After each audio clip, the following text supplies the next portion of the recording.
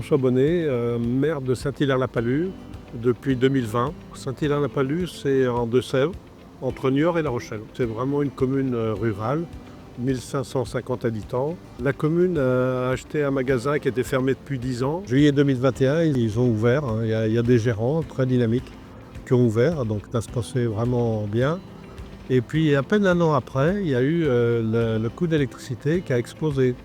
Et ça leur a fait peur parce qu'il dit je vais être obligé de débaucher un salarié parce que ça va être juste. Il dit écoute, si vraiment c'est un problème l'électricité, je pense que dans votre cas, un tracker peut répondre à vos besoins et puis réduire la facture. Parce qu'il parlait à l'époque de 15 000 € de supplément d'électricité d'une année sur l'autre dans les 2 ans à venir. On a fait appel à Okiwin pour faire une étude sur le Coxy Market qui s'est avérée concluante, quoi. Bon, on a proposé que la commune investisse et ça s'est mis en place relativement facilement. Moi je suis Monsieur Brand Stéphane, on a repris le commerce avec mon épouse qui se trouve derrière nous. C'était au moment où l'électricité, comme pour tout le monde, commençait à prendre une valeur où quand on nous avait annoncé les prix, on s'est dit qu'on pourrait pas tenir comme ça si ça continuait à monter et au niveau des factures c'était impressionnant. On avait lancé un projet de panneaux solaires. Au début, on était parti sur des panneaux solaires sur la toiture, sur le bâtiment, mais le problème, c'est qu'il y a de l'amiante. Il y a une ossature métallique qui n'aurait pas supporté la charge, donc c'était un coût énorme pour faire ce projet-là.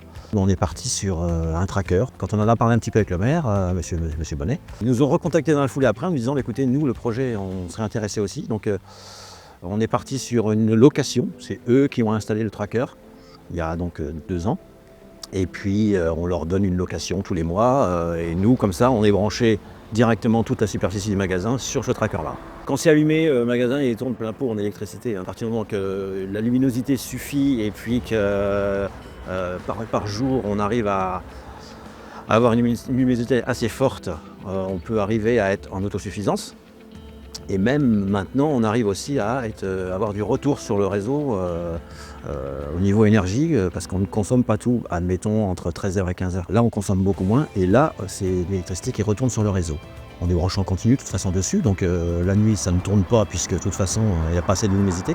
On en est vraiment content avec le tableau sur le PC qu'on peut suivre au niveau de l'évolution, au niveau des graphiques, on voit ce qui retourne sur le réseau, on voit aussi ce qu'on consomme et ce que le tracker nous donne en électricité. Donc non, on sait qu'aujourd'hui c'est un investissement que la commune a fait, mais nous on en est tout à fait contents. En gros, il a gagné entre 3 000 et 4 000 € de bénéfices sur l'opération. Donc vraiment c'est intéressant et tout le monde est content. Il y a d'autres communes qui viennent voir, qui regardent. Nous les maires, on est décideurs, enfin les maires, les conseils municipaux.